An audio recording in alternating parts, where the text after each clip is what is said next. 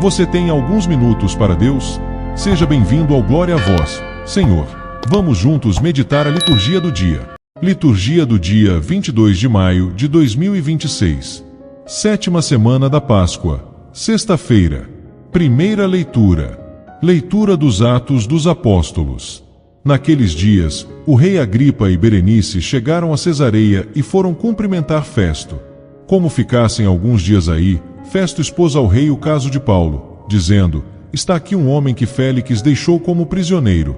Quando eu estive em Jerusalém, os sumos sacerdotes e os anciãos dos judeus apresentaram acusações contra ele e pediram-me que o condenasse. Mas eu lhes respondi que os romanos não costumam entregar um homem antes que o acusado tenha sido confrontado com os acusadores e possa defender-se da acusação. Eles vieram para cá e, no dia seguinte, sem demora, sentei-me no tribunal e mandei trazer o homem. Seus acusadores compareceram diante dele, mas não trouxeram nenhuma acusação de crimes de que eu pudesse suspeitar. Tinham somente certas questões sobre a sua própria religião e a respeito de um certo Jesus que já morreu, mas que Paulo afirma estar vivo. Eu não sabia o que fazer para averiguar o assunto. Perguntei então a Paulo se ele preferia ir a Jerusalém, para ser julgado lá. Mas Paulo fez uma apelação para que a sua causa fosse reservada ao juízo do Augusto Imperador. Então ordenei que ficasse preso até que eu pudesse enviá-lo a César. Palavra do Senhor, graças a Deus. Salmo responsorial. O Senhor pôs o seu trono lá nos céus. Bendize, ó minha alma, ao Senhor, e todo o meu ser, seu santo nome.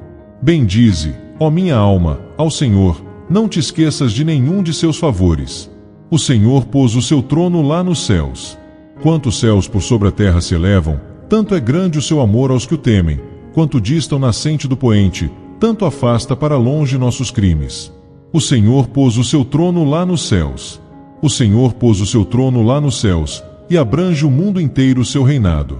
Bendizei ao Senhor Deus, seus anjos todos, valorosos que cumpris as suas ordens. O Senhor pôs o seu trono lá nos céus. Evangelho. O Senhor esteja convosco, Ele está no meio de nós. Proclamação do Evangelho de Jesus Cristo segundo João. Glória a vós, Senhor. Jesus manifestou-se aos seus discípulos, e depois de comerem, perguntou a Simão Pedro: Simão, filho de João, tu me amas mais do que estes? Pedro respondeu: sim, Senhor, tu sabes que eu te amo. Jesus disse: apacenta os meus cordeiros. E disse de novo a Pedro: Simão, filho de João, tu me amas? Pedro disse: sim, Senhor, tu sabes que eu te amo. Jesus disse-lhe: apacenta as minhas ovelhas. Pela terceira vez, perguntou a Pedro: Simão, filho de João, tu me amas? Pedro ficou triste, porque Jesus perguntou 3 vezes se ele o amava. Respondeu: Senhor, tu sabes tudo, tu sabes que eu te amo. Jesus disse-lhe: apacenta as minhas ovelhas. Em verdade te digo, quando eras jovem, tu te cingias e ias para onde querias. Quando fores velho, estenderás as mãos e outro te cingirá e te levará para onde não queres ir.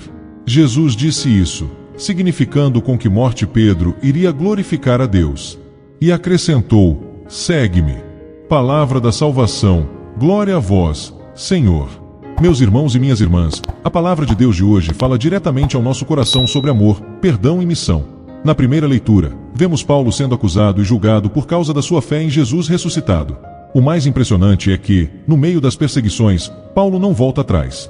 Ele continua firme porque teve uma experiência verdadeira com Cristo. Quem encontra Jesus de verdade pode até passar por lutas, mas não consegue mais negar aquilo que viu e viveu.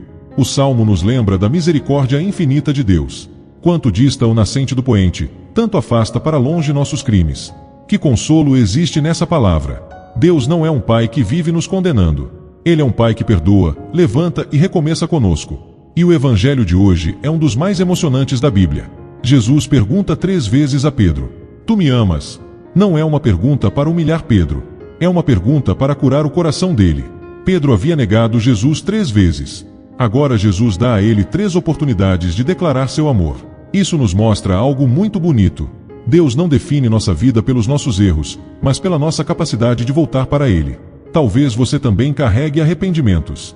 Talvez existam erros do passado que ainda machucam sua alma. Talvez você pense que decepcionou demais a Deus.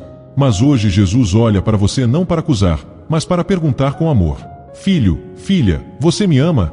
E mesmo com nossas fraquezas, se respondermos sinceramente: Senhor, Tu sabes tudo, Tu sabes que eu te amo.